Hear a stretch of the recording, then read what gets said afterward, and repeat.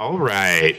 So, I'm Austin. I'm your intrepid Meetup organizer, along with my co-conspirator, Paul Willard. And we would like to welcome you this month to the September edition of the San Francisco Agile Marketing Meetup. And before we get underway, I had a few housekeeping announcements. The first is to thank our amazing event host, which if you have not figured it out by now, you haven't been paying very close attention, is Zendesk. So let's give a quick round of applause to Zendesk.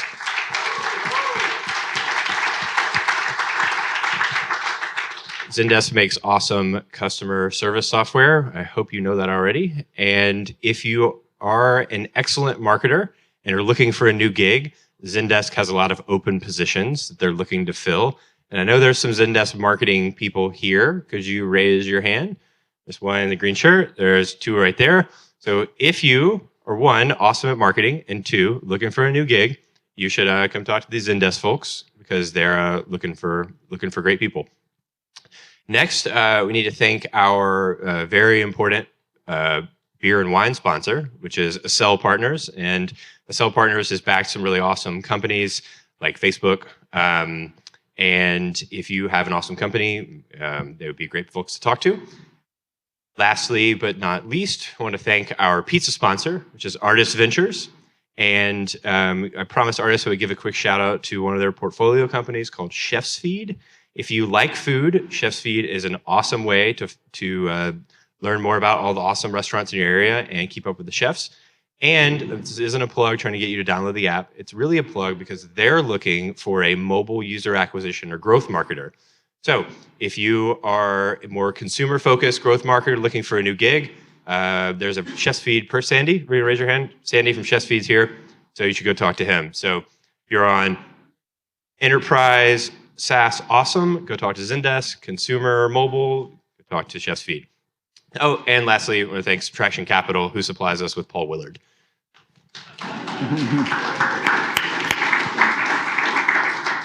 And lastly, after the event, we are going to go down the street to McKellar Bar for some after meetup beers. If you are a beer drinker and are so inclined, we'd love to have you. It's just one block down the street, and we'll walk as a group through the mid-market neighborhood at night. I can say that because I work across the street. It's cool. You'll be all right. So, without further ado, I'm going to give a really short introduction. I suspect you all know who Sean Ellis is, or you wouldn't have come here tonight.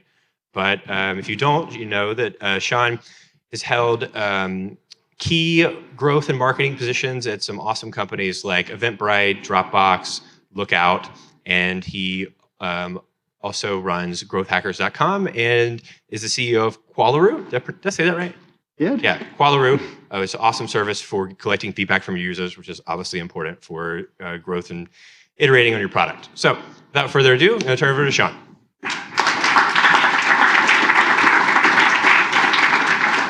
All right, thanks, Austin. Hey, everybody. So I don't know how many of you guys have been reading much of the news lately, but average CMO tenure has doubled in the last 6 years. So anyone who's a marketer, that's good news, right? And it's interesting because the credit is given to analytics and digital as the reason that the average CMO tenure doubled.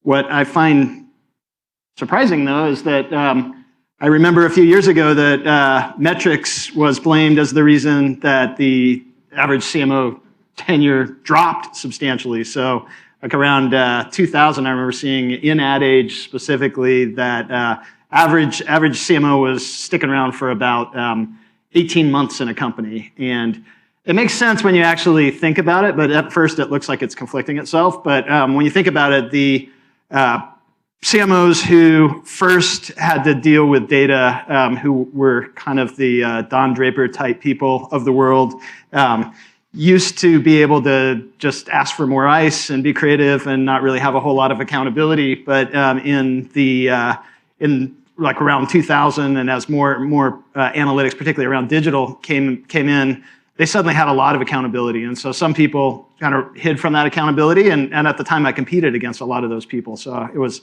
it was nice when we were one of the early teams to really use data in our marketing in the mid-90s, and you could just see that people who had so many more resources than us who weren't really embracing the data and doing the testing that was necessary to drive growth had a hard time competing. But over the years, a new generation of marketers has emerged who's been really good at using data to make decisions.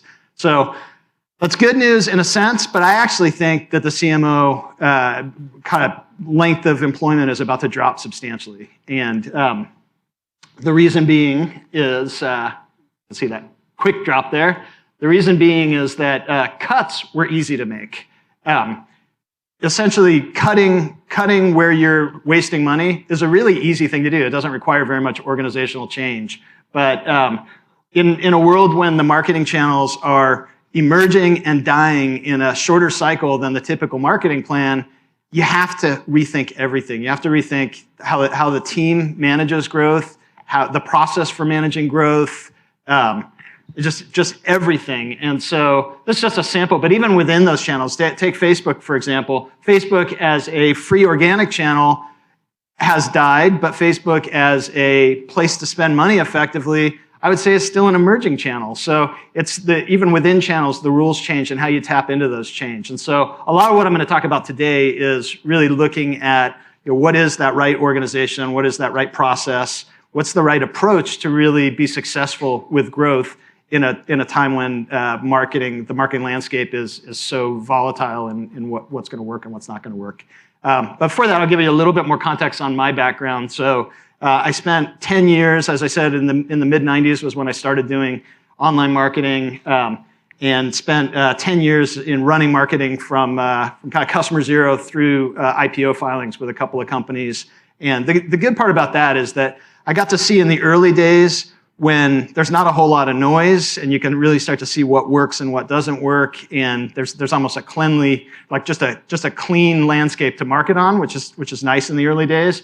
But later on, when you're trying to scale, when you already have millions of users and you're trying to add millions on top of those millions, your challenges are different, and you've got a team around that, and so a whole different set of challenges. So I was able to do that a couple of times, and what I realized after the second time was that the stuff that I was good at and the stuff that was really high impact at these companies was in the early traction stage, the upfront, figuring out who actually needs what we've created, if anybody. Why do they need it? How do I position it for them? How do I reach them? How do we price it so that we can effectively invest in channels to drive growth, or is it something that we're going to be able to grow for free so we can have a lower price? All of those things, it's the formula that ultimately, later on, you're just scaling that formula. But in the early days, it's a bit of an art to get all those pieces going. And so that's what I decided when I left the second company. I was going to go company after company and try to just do 6-month cycles of just getting good at that stage, because in the 10 years that I'd spent with the other two companies, I really only had, a year and a half, maybe cumulatively, of that really important upfront stage. So I did a bunch of companies for a few years, and Dropbox and Eventbrite and Lookout were some of the better ones, and got a pretty good process out of that. And then what I've been doing for the last couple of years is really starting to focus on scale and how do you effectively scale a business. Taking my own experience with it, but also looking externally. So I looked at companies like Facebook and got a lot. Facebook's been pretty secretive about their growth process and approach, but they really spawned with their growth team some unique things. And when Facebook was just starting a growth team was at the time when I was at Dropbox, but I quickly could see they were doing something different over there. And LinkedIn started their growth team the same year. Uber, Pinterest, and a whole bunch of others that have early growth teams are former Facebook employees. Twitter, same thing. So people have kind of borrowed that methodology, but we're able to keep it fairly quiet. And so I've spent a lot of the last year going out and meeting with former members of those teams, and really just trying to see what are the commonalities with what I've been doing, what are some things that I can borrow from that, how can I bring that all together and put it in my own company. And so I'm gonna share a lot of what I've learned through my own experience and through the experiences of other people in those companies. The biggest thing that I learned was that it's really the testing process that drives growth. And so it's kind of surprising that it can be so simplistic, but it's all about testing. And so there's a couple of different forms of testing. The first is what I call testing to discover. And I'll borrow from Brian Balfour, a guy who runs growth at HubSpot, this analogy of the game of Battleship. I don't know if people have played it lately or remember how it works, but basically every test that you're running is like a ping in the game of Battleship. And if you hit a ship, then you know you want to put a lot of pings right near that ship. And it's the same thing. Every time that you're running tests, you're discovering a new channel that might potentially work for you. So the more tests you run, the more you're going to discover channels that potentially work for you. And then the other type of testing is the testing to optimize. So that's the recognition that everything you're doing, there's probably a better way to do it. And the only way to figure out what the better way is to try something else and have a baseline and keep testing against that baseline and essentially A versus B or multivariate testing. You've got enough traffic to support that. But those are the really two forms of testing that you should be thinking about. And a lot of people want to say, I want to run the perfect test. And I'd really like to have high quality tests. And I think it makes sense to try to focus on high quality tests. But the fact is, it's actually really hard to predict what's a high quality test and what's not until after you've run the test. Afterwards, you can say, that was a really high quality test. Look how successful it was. But so since you don't really know too much about what's a quality test and what's not, focus on velocity. The more tests that you do, the more likely that you're going to run tests that are really effective. And so one company that is really interesting with this, Satya Patel, who used to run product, spoke here a year ago, and I took some of the data that he talked about, and he said when he got there, their growth was flattening out, and he moved from a less than 1 test a week to 10 tests a week.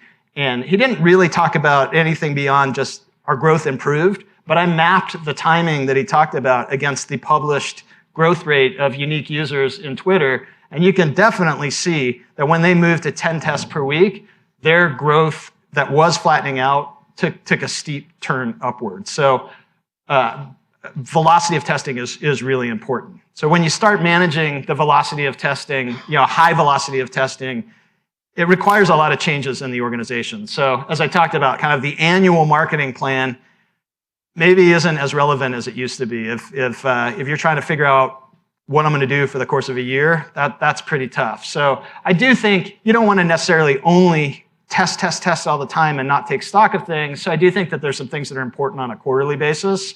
And part of this was myself coming up with these things, but also it's a question that a discussion that was on GrowthHackers recently too, growthhackers.com, a community of people trying to figure this stuff out, where people started chipping in, like, what are the important things to look at on a quarterly basis? And the ones that really floated to the top were customer snapshot and strategy. So these are the customers I have today. These are the customers I want going forward.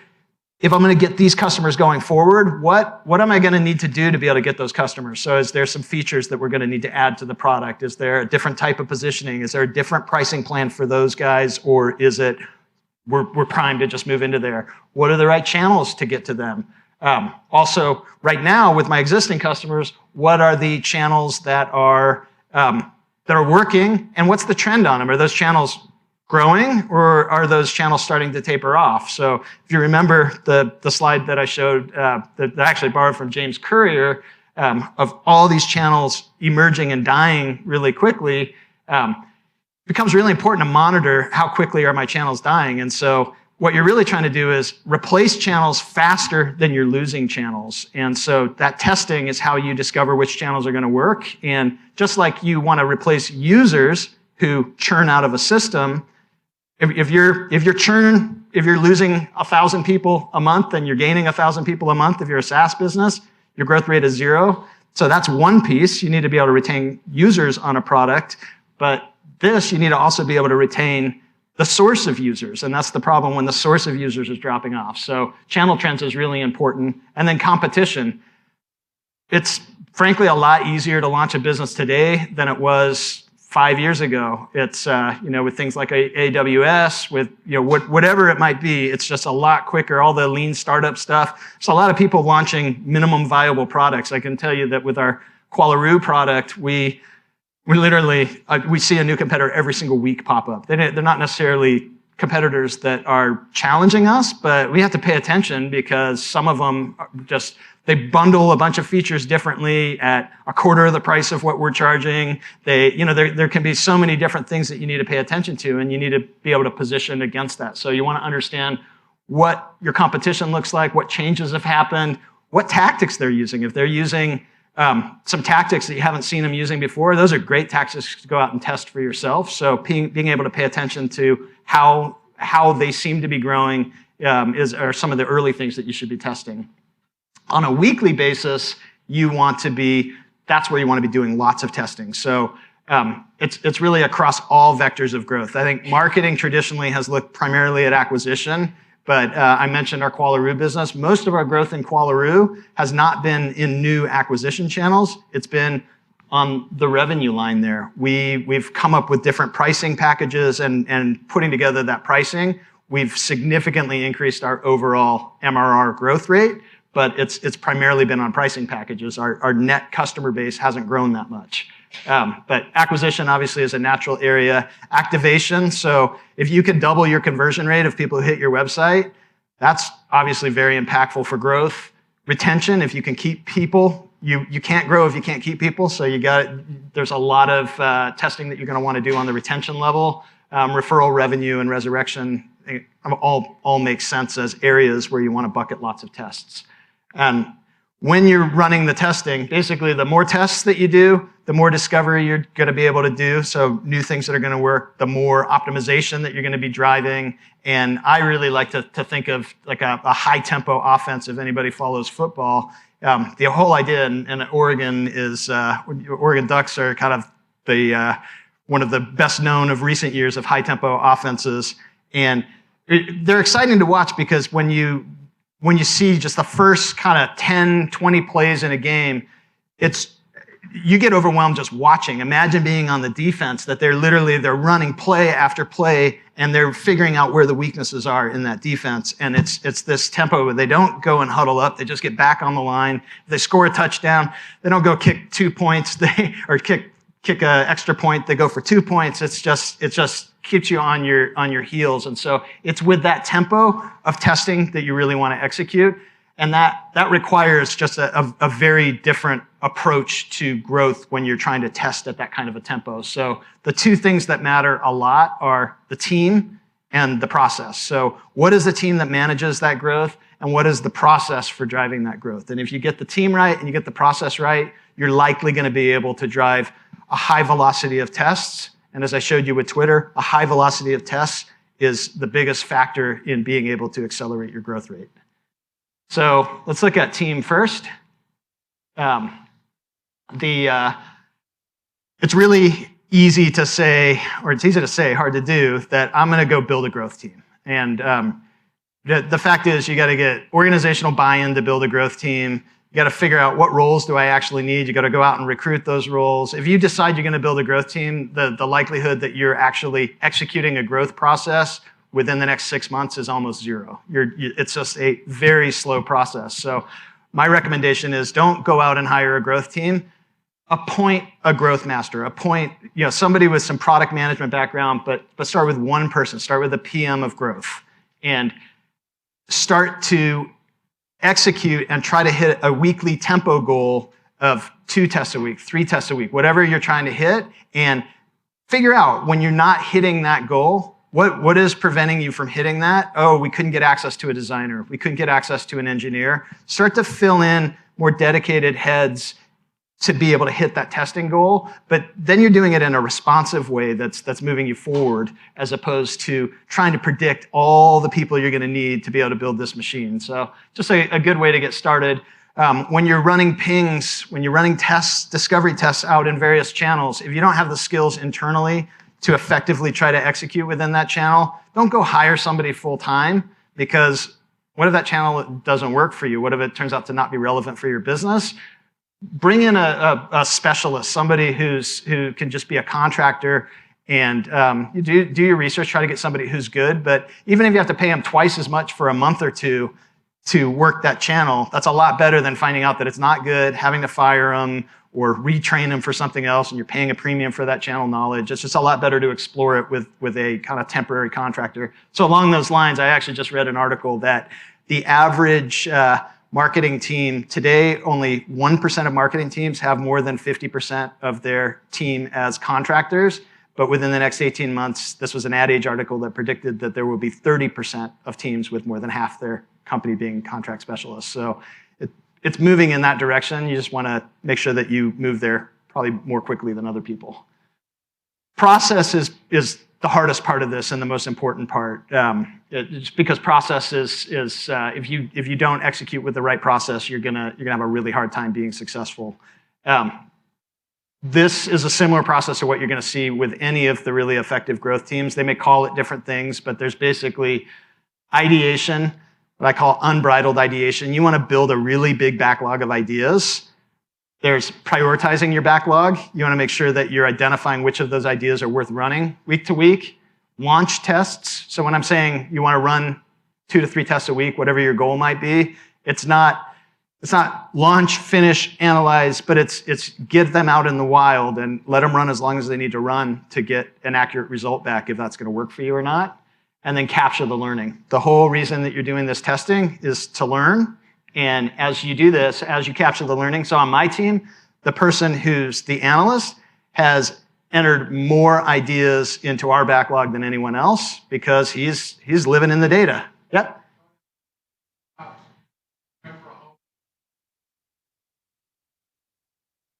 I love the idea of getting a home run, but I think the only way you get the home run, I'll show you an example a little bit later where we predicted the impact of a test was going to be a 4 out of 10. We score everything on the expected impact, and it gave us a 700% increase in monthly emails collected. So no one thought that was going to be a home run, but because we were running tests at a high velocity, that test jumped out as a home run, but it was just what we were pushing through that week.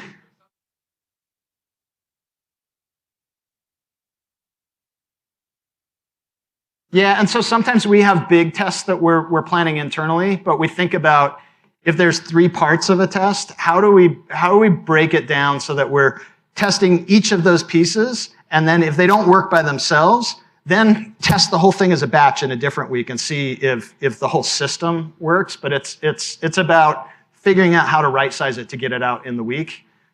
I mean, I don't think there's an exact way you need to do these things, but that's my instinct says that getting it out on a regular weekly basis. I think just too many times people get bogged down in trying to release a big test, and I've been more disappointed by big tests than I've been probably more often surprised by a test I didn't expect much from that delivered good results than the big tests that do. So looking at unbridled ideation, my team, we have 450 ideas in our backlog that have been entered from about 20 people. So within our group, but probably at least 30% of those people are not full-time employees. They're just friends, advisors, and that part of what gets us to get all those ideas in there is we make it fun. So first, it's just being inclusive and inviting a lot of people to add ideas. So if you kind of think about if you have a group of 3 people who has to come up with ideas, and so like the HubSpot team runs 30 tests per week. Imagine having to constantly come up with enough tests to feed a machine from 3 people. Like you're going to dry up pretty quickly. So you want to include as many people as you can into that ideation process and celebrate week to week. We call out people who don't add ideas in a week. We call them out, and the people who are adding a lot of ideas, we recognize them. So it's just making sure that people know that they should be putting ideas in week to week, and then opening it up to not just acquisition ideas, but again, as I said, all of those vectors. And in our team, I'd say that probably 40% of our ideas actually fall into the retention category. So retention's a big one for us, but trying to keep it balanced across all those growth vectors. That is Canvas, which is in private beta, a tool that we developed. So, what's that?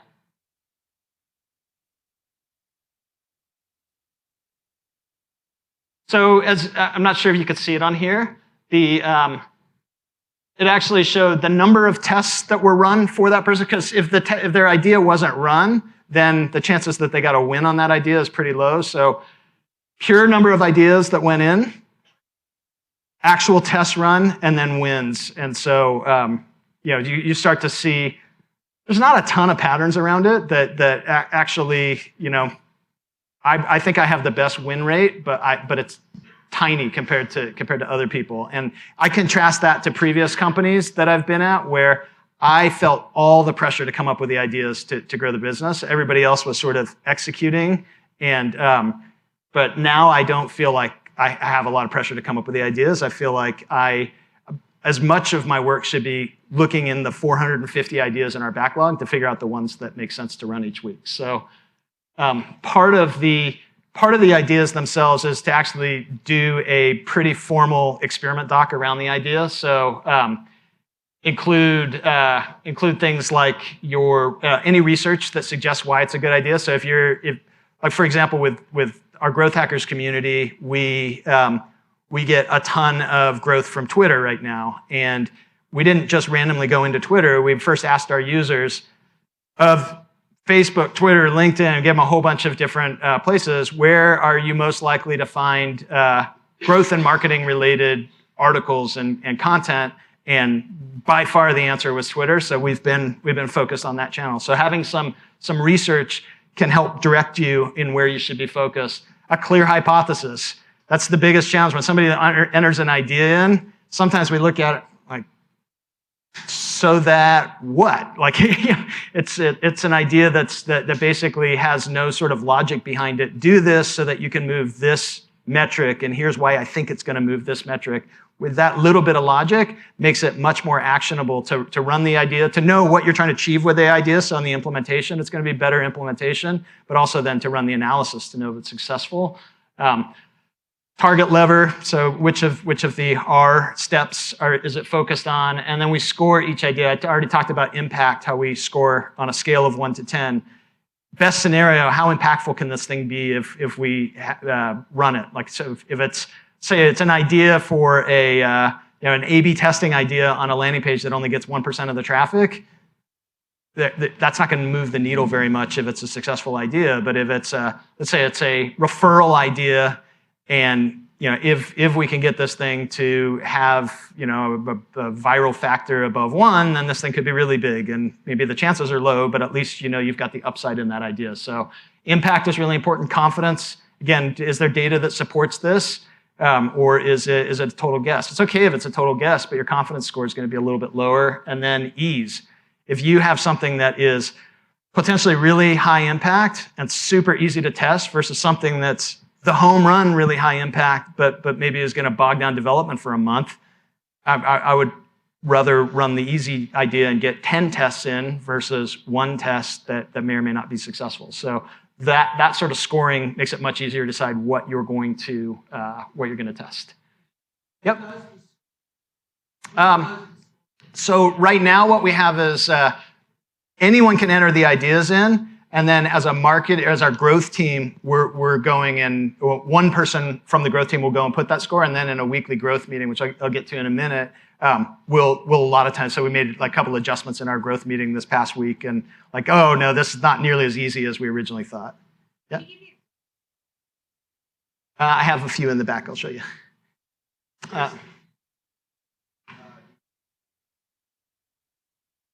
We need to do that. We haven't closed the loop on that piece yet, but that's I think an important part of the.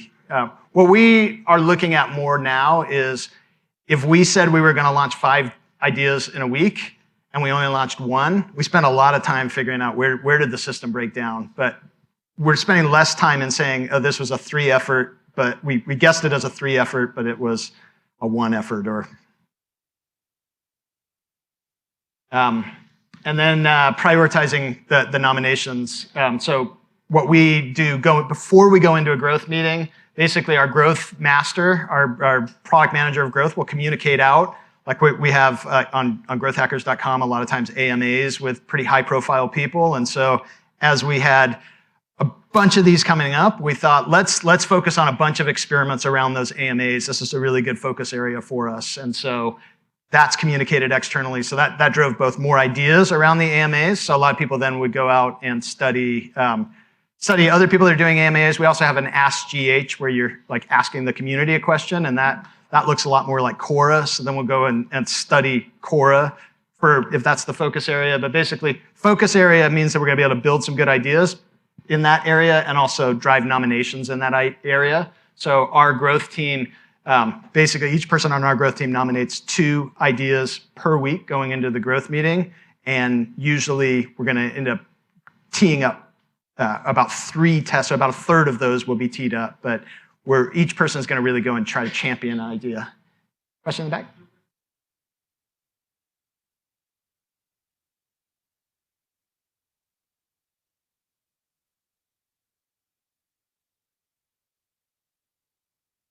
So our weekly growth meeting includes our VP of product, our CTO. I'll show you a slide in a bit of who's all in that meeting, but it's a really expensive meeting. It's a 1-hour meeting per week, but CEO, but I mean, we're a small enough team that we were able to never have that conflict and discussion. I mean, right now, I think for us, it's more a challenge of figuring out sort of balancing core product development initiatives and trying to carve out enough resources for this, but that's kind of just at a stage that we're at right now. But we have a couple of hires coming in the next 2 or 3 weeks where we think we'll be able to pick our pace back up a little bit again. So for nominations, what we try to encourage everyone on the team to nominate at least one idea that's not their own idea, so they're not just kind of pushing their own stuff. And then ideally, it's within that focus area that the Growth Master has communicated as an important focus area.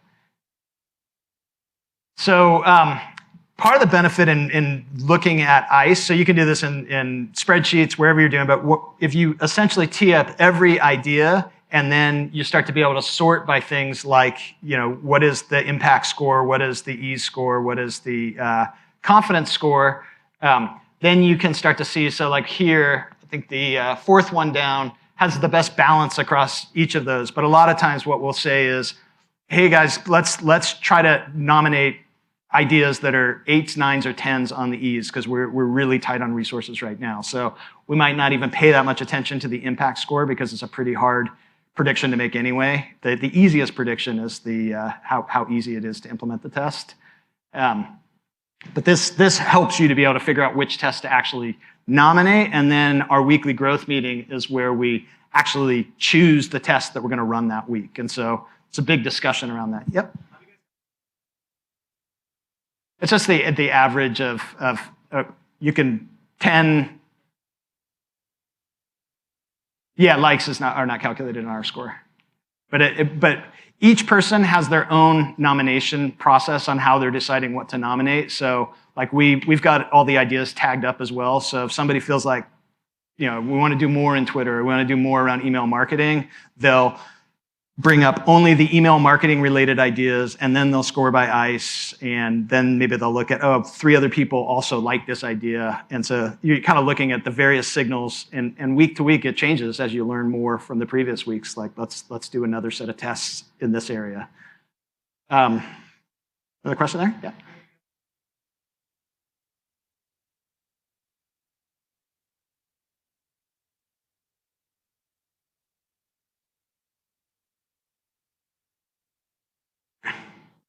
I think when entering a test into the backlog, people don't even consider the ease. When they're just excited about some inspiration of, gosh, wouldn't it be awesome if we could X? And they're starting with the idea, and the impact is what drives them to enter it in. But it's after that, when we layer that data in, it helps us decide which ones are going to run week to week. But what I'll show in a couple more slides is, start out with really easy ones so that you hit your pace, but over time, try to be more ambitious about the tests that you're running and do bigger, harder tests that are higher impact, but that's going to probably require some staffing and some other things to kind of shore up the people on that. Yeah?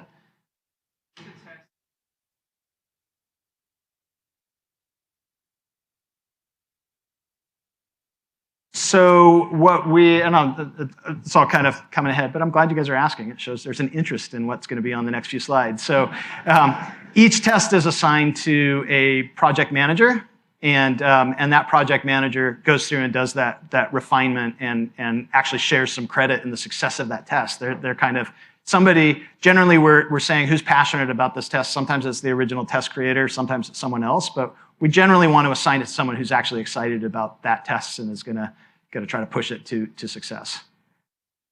So the weekly growth meeting, this is really one of the most important takeaways, I think, from the whole night is that the weekly growth meeting is really what's establishing your cadence week to week. We do it at the same time every week in our company. It's when you're focusing on which tests you're going to release.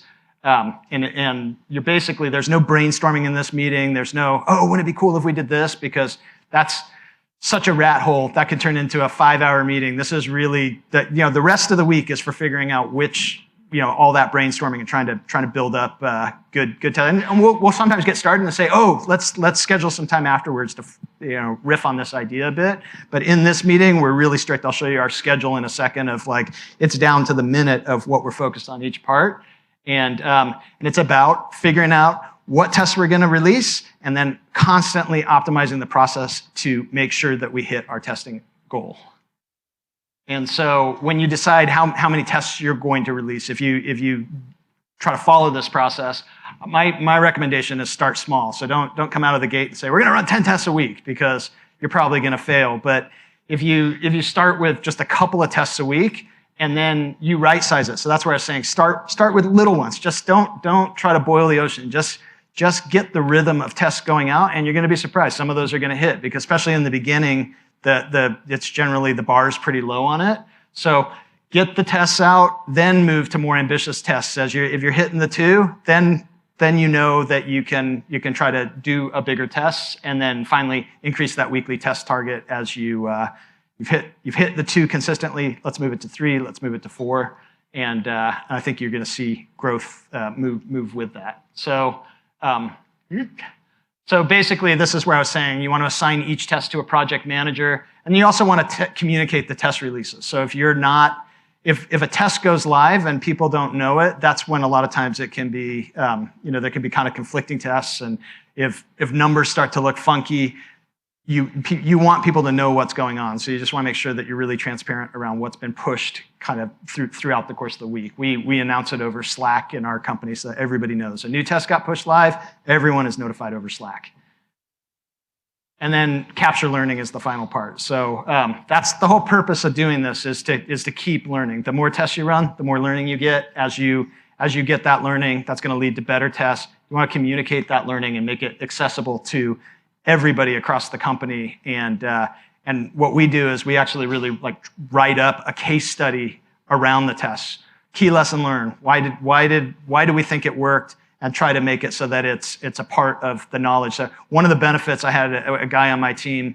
We have 700 tests across our whole system, and a guy on his second day on the team said, "We ever tested push to pocket on GrowthHackers?"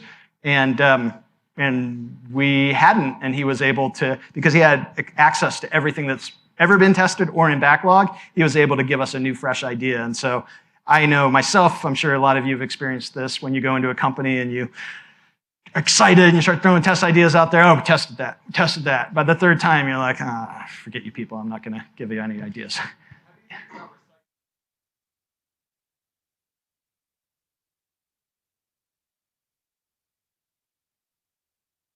Absolutely, yeah. So what you want to try to do is have as many details around the last time you tested it, so that you're not starting the learning process over, but at least you know how you implemented the test last time. Do you want to run the exact same test? Do you want to tweak the test? But I think the bigger challenge for a lot of people is that it's in somebody's head. So the more that you can kind of get all the information aggregated together, the more likely that you can build on that test rather than just cycle the same test over and over.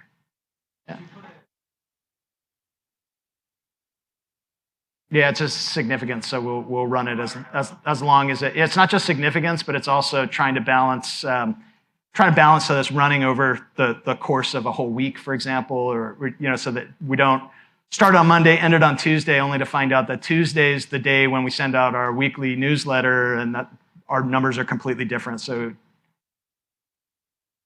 yes, we try to run them always on a week cycle. So 1 week or 2 weeks or 3 weeks, but trying to balance it on the 7 days. Yeah.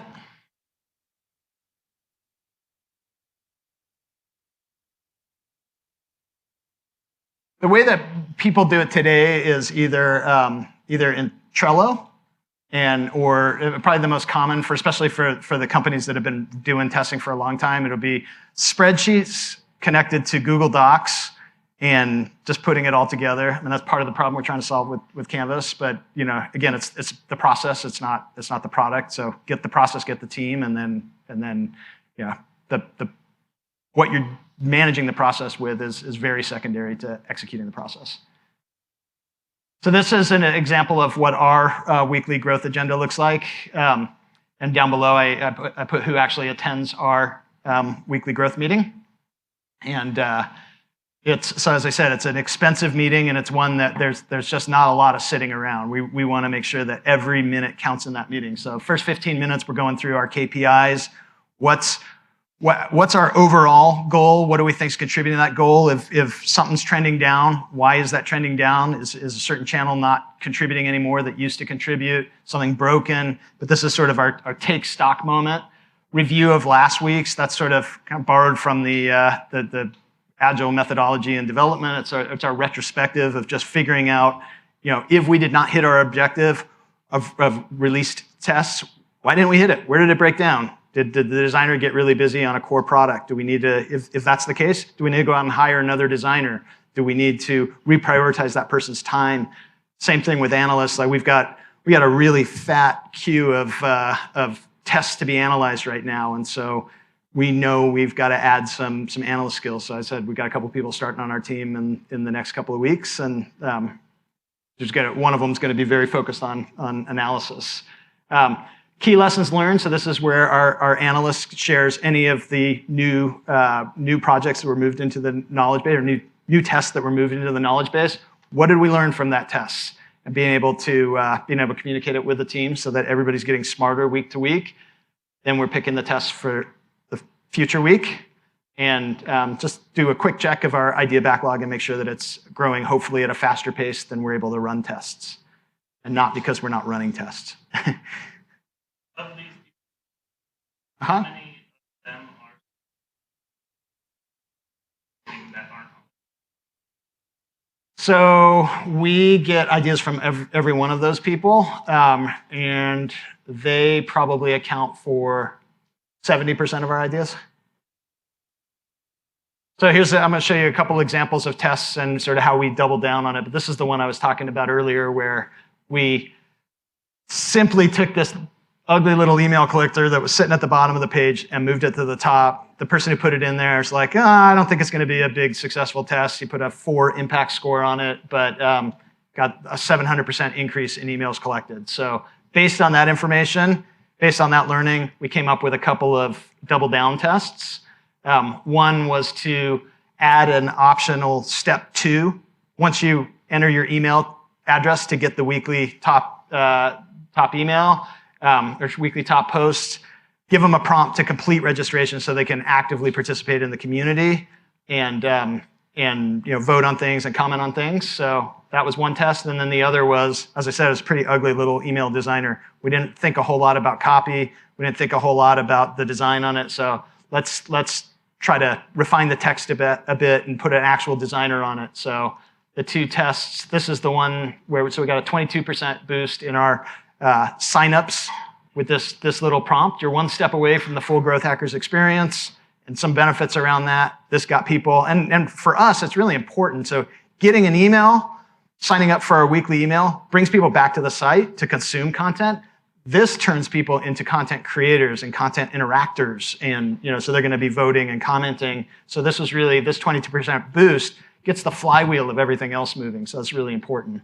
And then, surprisingly, when we moved that to the top, as I said, we got that huge boost, but we actually, on the redesign, it wasn't specified to keep it at the top. So the designer actually designed it as something that pinned at the bottom, but stayed above the fold when the page was scrolling. And we got an extra 44.5% increase in emails collected on that. So, but again, it's better text. So this is an example of something maybe could be broken up so we did throw more tests around. All right, let's try even more text. We've tried different types of email collectors. So there's been a lot more double down tests on that.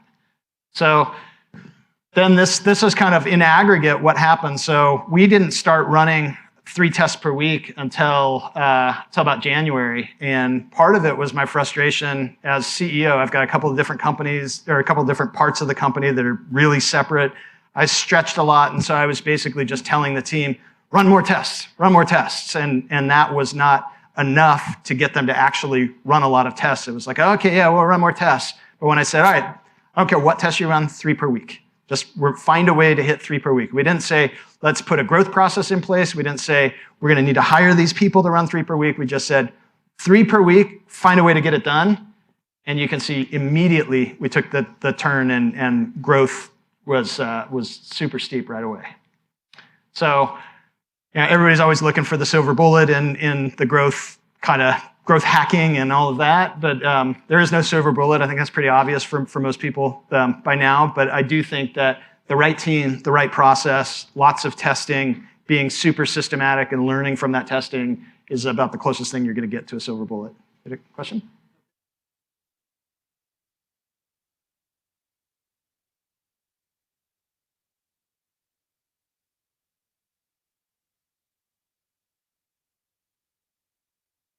Absolutely. That's what I was doing before. I was saying, test more and give me, I was saying 20% month over month growth. We need 20% month. We're not doing it. You're failing, but like you can't just will it into existence. And that's kind of what I was trying to do. Like 1 a month, maybe. I just kept saying, run more tests. But when we actually stepped back and said, how many tests are we running? It was a joke. We weren't running tests. This one? So, sorry, there is actually a microphone, I think, for questions so that they can film it. But I'm glad that it's been interactive throughout. I think it's better that way. But that's pretty much, yeah, that's it. So, yeah, oh, sorry, one more. Back there? I have a magic microphone. There's a magic microphone. We have a lot of people here, so if you have a question, come over here and stand next to me and use the microphone.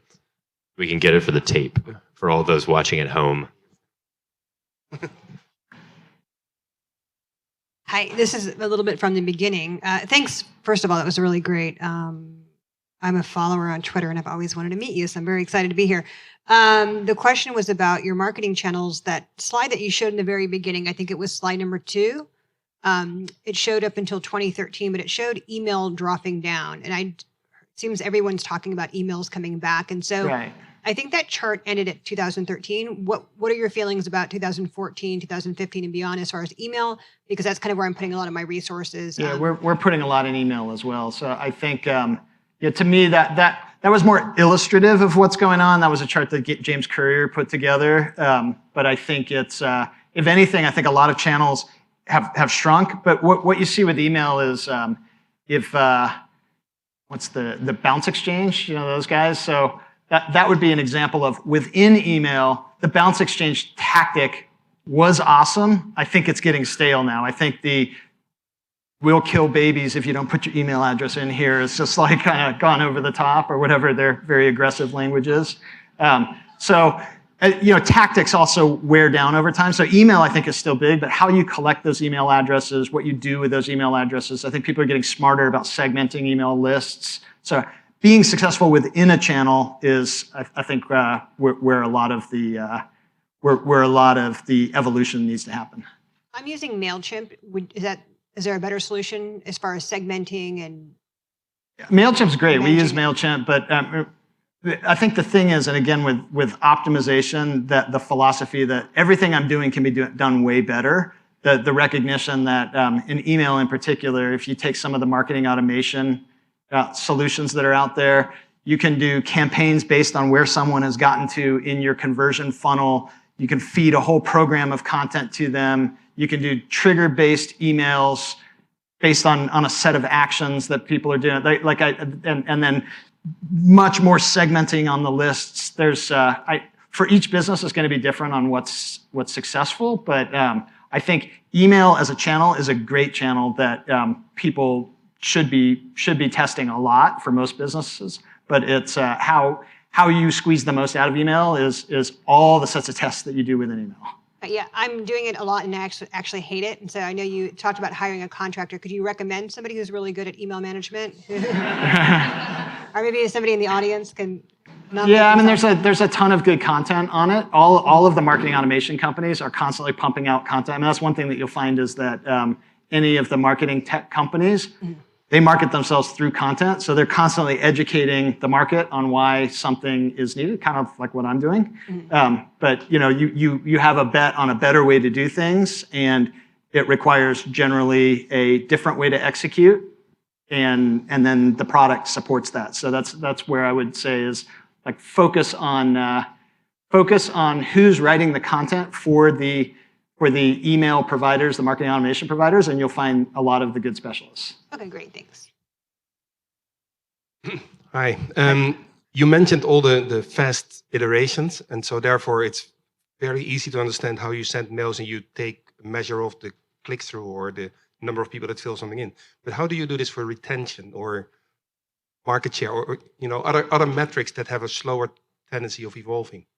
Yeah, so again, it's the length of time the test runs is very different than how many tests you launch each week. But there's definitely tests that you can run around retention that if you just sort of think like when someone has not been on the site for this period of time, what are some things that I can do to bring it back to top of mind? I could just send them a boring email straight to them, or I could tell them that someone has, someone that they know, like in LinkedIn, someone has endorsed them. And so now it's a more personal message about one of their contacts. And maybe LinkedIn, if you're real active, might not be sending that email, but now it's a better one than, hey, we miss you. But they test a ton. So I think hopefully that gives you some ideas. This is Charlie from Big Panda. So we're at a similar size as you guys, probably less than 5 marketers full time. And curious. Obviously, testing 3 ideas per week is a pretty busy task. Curious, what's the breakdown in terms of testing new ideas and keeping existing ones that are working well afloat?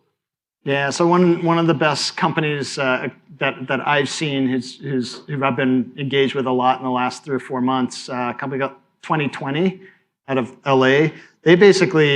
They sort of have 2 key roles. They've got this growth master role that's all about running the tests and the discovery side of things, and then they've got their systematizer. And their systematizer is basically, once something is proven, do I go out and hire the person to manage it? Do I outsource it to a third-party firm? Is there a piece of technology I can go out and buy to manage it, or do we build something custom to help to automate some of that? But I think ultimately, like managing the channels or managing the tactics is as important as discovering the tactics. And so you just want to make sure that, I think the biggest thing is that you have to be discovering, because you can't manage something until it's gone. So you have to be refreshing constantly, but at the same time, you need to be executing really well on what's worked. But at least when you're putting resources against it, if it worked, that you're probably getting a great return on those resources because it's been proven to work. Hi, I want to ask about the structure of growth teams. So I'm researching the many startups, and I found there are 2 types of structure. First one is the product department. Product team has growth people.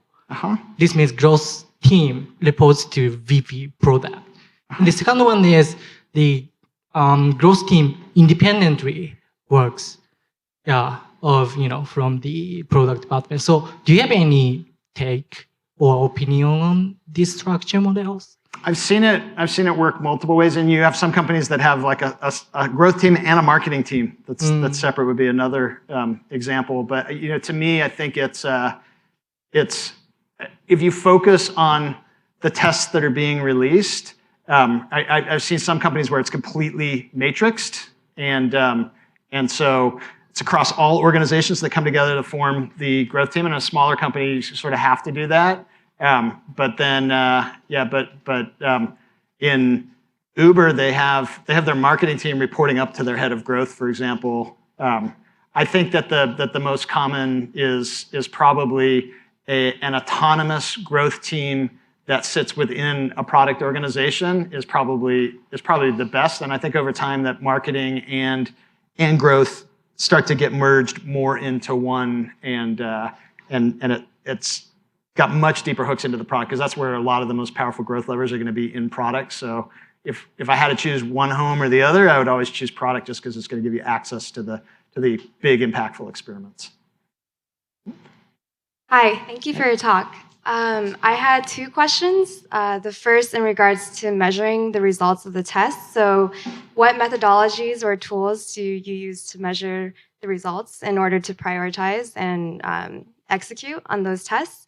And the second question was, do you have any general advice on how to undertake growth hacking strategies in developing countries where maybe traditional kind of channels like Pinterest or Twitter are either banned or not as popular? Okay, so we'll start with the first, then I might need to ask you to remind me of the second. So the analysis generally happens after the test is run. So it was kind of a little bit in the order that you were saying, of sort of like, how do you use the analysis to help you prioritize the execution of the testing?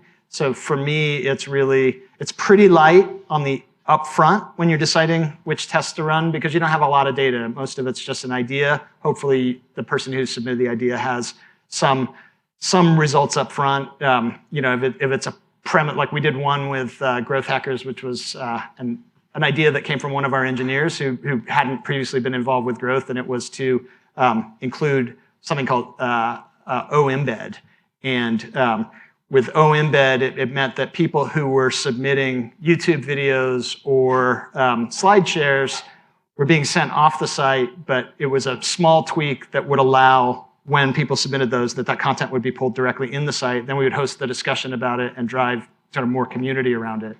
So that was an experiment that, as long as the logic up front was correct, it was almost impossible for that experiment to fail. So the premise for that experiment was that embedded content on the site leads to longer sessions than content that links off the site. And that was something that was pretty easy to see in the data ahead of time.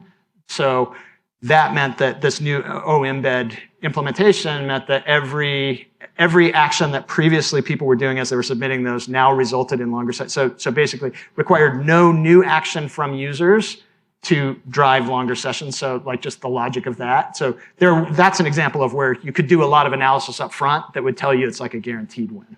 But most of the time, there's not much you can do up front. You have to do the analysis on the back end. I guess, are there any tools that you use, like maybe Optimizely, to kind of see the results of tests you guys choose to execute on? Yeah, so the analysis on the back end, we're looking at a collection of results. So Optimizely, most of the time for us internally, we're actually executing the tests in Optimizely, or if they're big, deep product tests, maybe we're even pushing it to Jira.